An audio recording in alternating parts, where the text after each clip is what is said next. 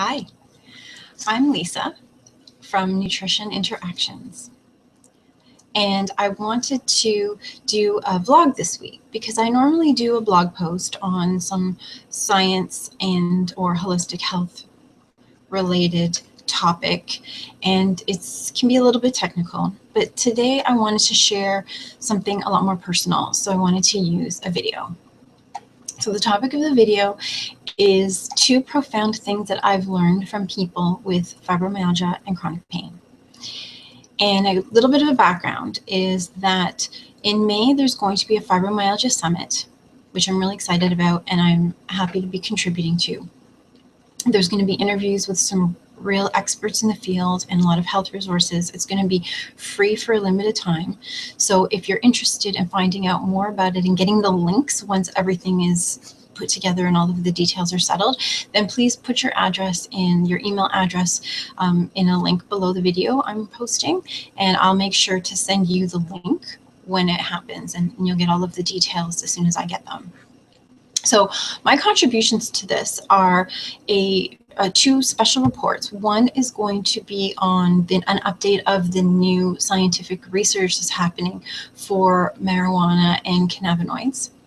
And the second report is going to be a handy chart of some of the interactions and medications a lot of the medications can have with alcohol, food, nutrition. And those are the 2 reports I'm going to be providing because it helps use my background in pharmaceuticals and in nutrition. But I didn't want to stay totally technical with this. I wanted to understand what it's like, what you guys go through in fibromyalgia and chronic pain, and what kind of challenges happen. So in true research style, I wanted to follow you guys on social media. So I'm following a few people on Instagram and on Facebook, and I'm in a Facebook group. And over the last couple of months, I've learned a lot. 2 big things hit me in the last week, kind of all came together. So the first thing is that this is a seriously underserviced area. There are a lot of people who have fibromyalgia and chronic pain who have to cycle through medications because there isn't one great or a couple of great treatment options that help most of the people most of the time. I mean, you guys start on a medication and it either doesn't work well, or you need to try another one because either the side effects are not great, or it stops helping over time. And it's really frustrating. And there isn't a great option, a great medication or a great treatment that'll help so many people so well. It also forces you guys to be real experts in your field, because dealing with this on a regular basis, a lot of you feel that you're forced to become experts, and you do a lot of research into all different kinds of therapies and all different kinds of options that are available to you. And you also create really great groups. You're very, it's a very warm, kind group of people who get together and support each other. And it's been a real pleasure to be part of it and to contribute as well as I can, but to see what a great example you guys have for people in terms of being kind and supportive. So that was my first big learning. The second profound thing is that the diagnosis and the treatment options require a whole lot of trust from your healthcare professionals, because they can't feel your pain. There isn't a throat swab or an x-ray or a blood test that can confirm how strong the pain is from 1 to 10, where it's located, how long it's been happening, the type of pain. And by describing this to your healthcare professionals, they need to trust you, and they need to understand and believe what you're saying. And a few people have said over the last little while that I've been following, and I can't imagine this is new, that people flat out don't believe you.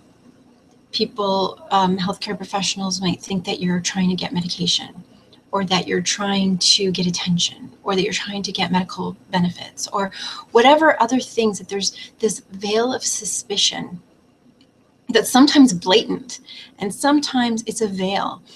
And I really feel frustration, and I really see that this is such a different type of condition than something that is so easily diagnosed, like a broken bone. Like my daughter had she broke her elbow last summer, and it was clear on the x-ray, this is exactly what you have, and this is exactly what we're going to do to fix you.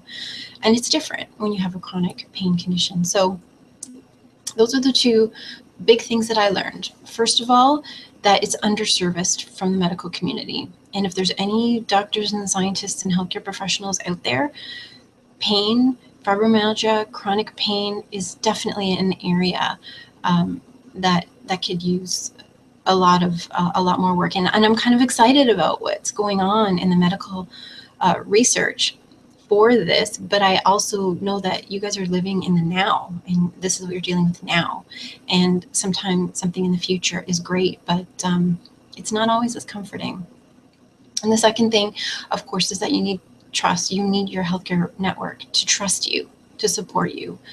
And not even your healthcare professionals, even your friends and family as well. And that's a big struggle. So I just wanted to leave with a story on how all of this came together for me last week. So my husband and I were watching, just scrolling through Facebook feed and seeing some YouTube videos that were liked by friends or whatever. And one came up, and it was a soccer video, football in Europe. And it was meant to be a funny, entertaining video that contrasted the female, really tough soccer players who were like playing with bloody noses. And then it contrasts that with a few very choice edited clips of some male soccer players who, according to the way this angle was shot and this exact clip that was added, it looked like they were completely faking injuries. So, for example, there'd be one guy who got his ear flicked, and then he pauses for a second, and then he's writhing in pain, like this is some huge, I don't know, penalties or points opportunity. I don't follow sports, so I don't know the details. Or else another one that sticks out for me is there's a soccer player, and there's a guy right in front of him, and what he does is he grabs the arm of the guy in front of him to flick it back to make it look like the person on the opposing team like hit him. And then he's like writhing in pain, like we're talking Oscar-winning performances. And normally, I mean, I don't follow sports, but I might have thought, oh yeah, this is funny, and hey, look at what these people are doing, because that was the intention of the person who made the video. But last week, after learning what it's like to have these chronic pain conditions and sometimes not be trusted, I looked at that video with a totally different light. And it really kind of hit home for me on a lot of the things that happen, that go through. And I'm really happy that of my little tiny contribution to the Fibromyalgia Summit. But I see an opportunity there. And I wish you all the best and well and support. And I wanted to just share this on a video for this week. So thanks for your time. And once again, if you're interested in the Fibromyalgia Summit, if you would like links when they start going live and when all the details are finalized, then please enter your email address. I'll add the link below this video. And I really appreciate your time. Thanks very much. And next week, I'll be back to my regularly scheduled blog post, and it will be specifically on marijuana and cannabinoids use and the newest research in the last year or two, specifically for pain. So thanks again. Have a great day, and all the best, and I'll hopefully talk to you next week. Thanks.